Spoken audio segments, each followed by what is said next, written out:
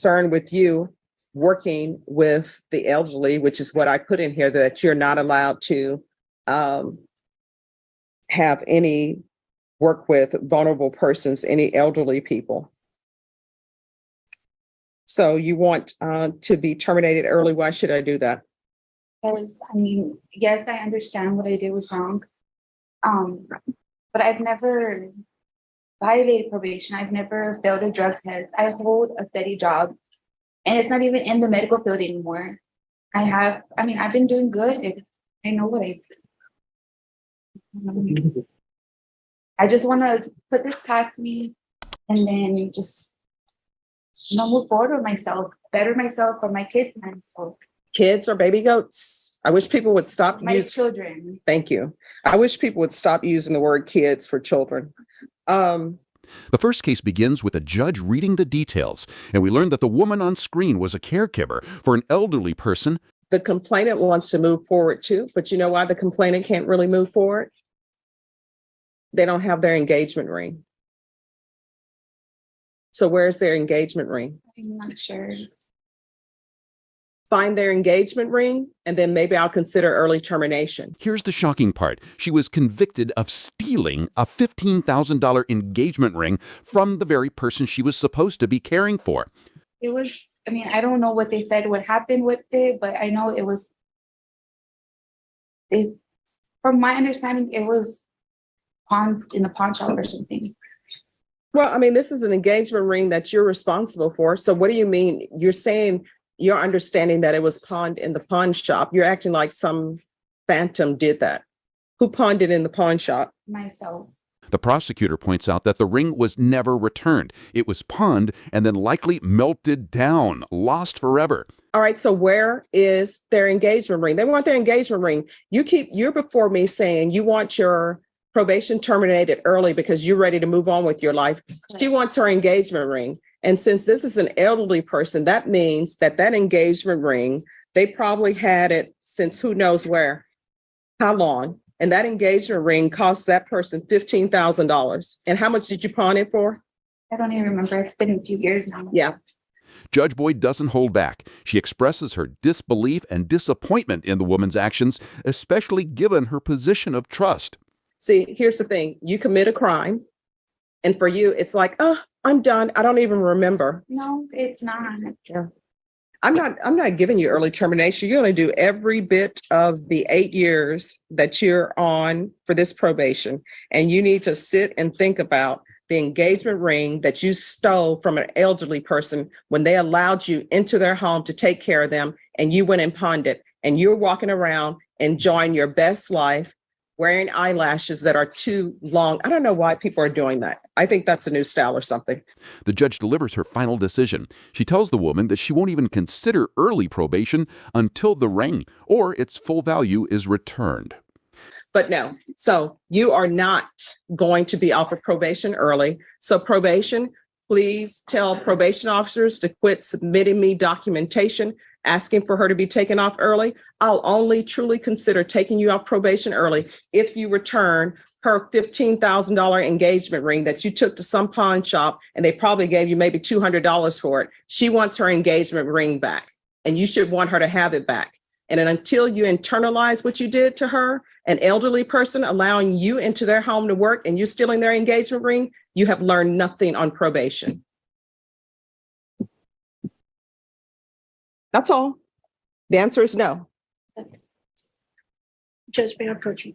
The next case begins, this time involving a young woman named Destiny, who is on probation for unauthorized use of a vehicle.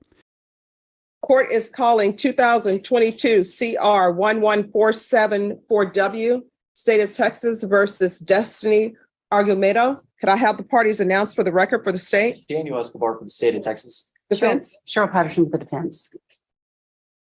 All right. And are you Destiny Argumedo? No, ma'am. Well, Amanda Destiny Argumedo.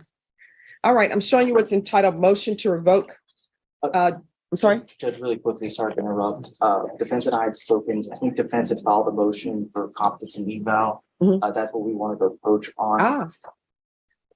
So where are we on the competency? I filed the motion. I don't know that anything has happened. All right, when was the motion filed? I believe it was early part of last week. Oh, there, Right. okay, thank you. All right, so it's been referred to magistrate's court. So, Ms. Ferguson, I need a reset on this. Can you let the magistrate know that she doesn't need an informal inquiry, that she just needs an evaluation? There's some confusion right away. Her lawyer mentions a previous motion for a competency evaluation that was filed and then withdrawn. Your Honor, we'd actually, in speaking with the prosecutor and with my client, we'd actually like to withdraw that motion. We feel that she just did not understand the questions and was very nervous that day. Okay, The judge starts asking Destiny some basic questions to see if she understands what's happening, including who her own lawyer is. all right. We're on the record then. Are you Amanda or Destiny Argamata? Yes, ma'am. Can you raise your right hand for me? Do you solemnly swear or affirm the testimony you give will be the truth and nothing but the truth, so help you God? Yes, ma'am. All right, you can lower your hand. Do you know who your attorney is? Yes, ma'am. Who is your attorney? It's hard to pronounce her last name. Okay, what's her first name? Sorry. Can you point to your attorney? Who's your attorney? All right. Have you had a chance to discuss her and discuss your case? Yes, ma'am. What are you on probation for? Unauthorized use of vehicle. When the judge asks her who the prosecutor is, her answer leaves the entire courtroom stunned. All right. And who is the prosecutor in this case? I am. No, who is actually trying to prove that you violated the conditions of your probation? Excuse me, I don't understand. All right. How far did you go in school? Ninth grade. Okay. All right. You're on probation. Do you understand that? Yes, ma'am. Okay. You understand, you told me you're on probation for an unauthorized use of a vehicle? Yes, ma'am. What is your range of punishment? It was 2 years of probation and parenting classes. All right. If I were to send you to prison or to the state jail facility, how much time could I give you? It was 2 years. Okay.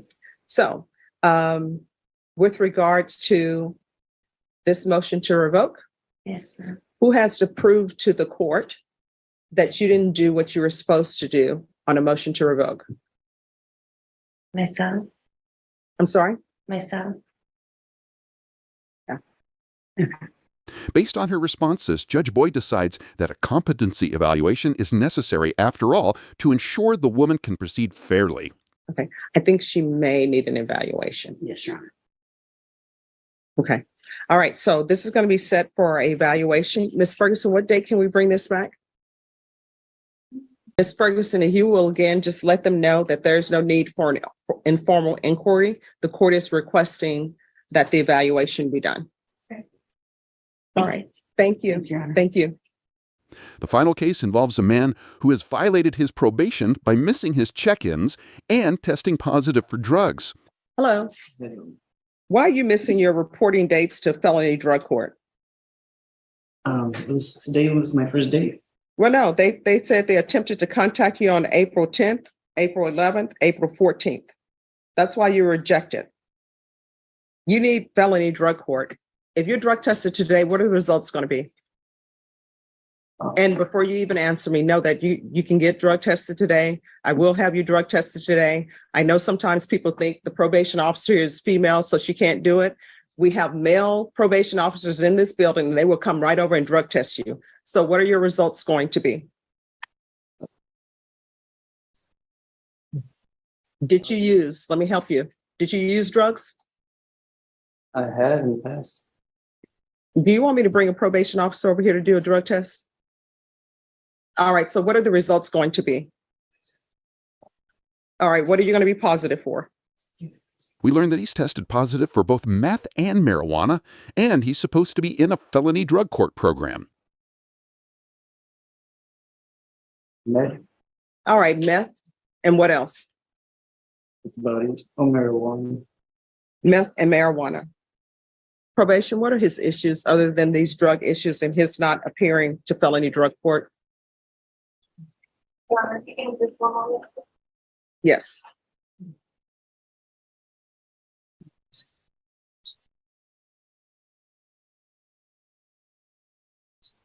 And is it going to be heroin as well? Because last time you were here, it was heroin as well. No.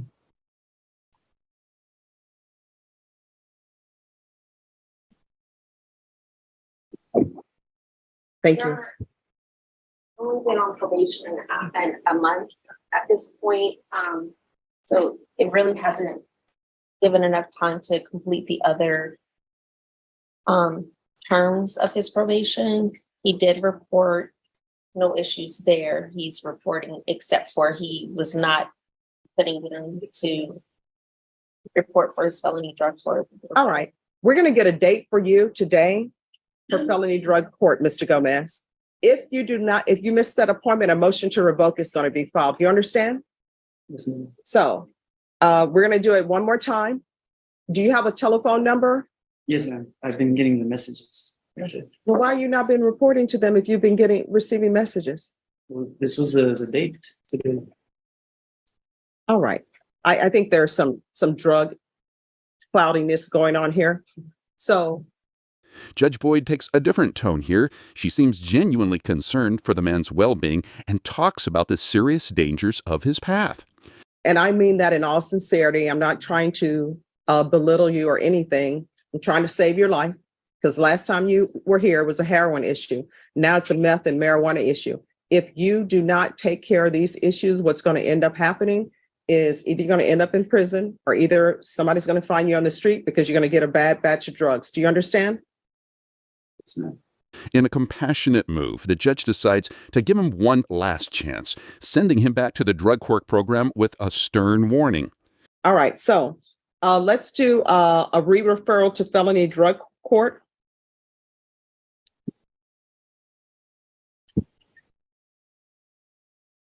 And if he misses his next appointment with felony drug court, a motion to revoke will be filed.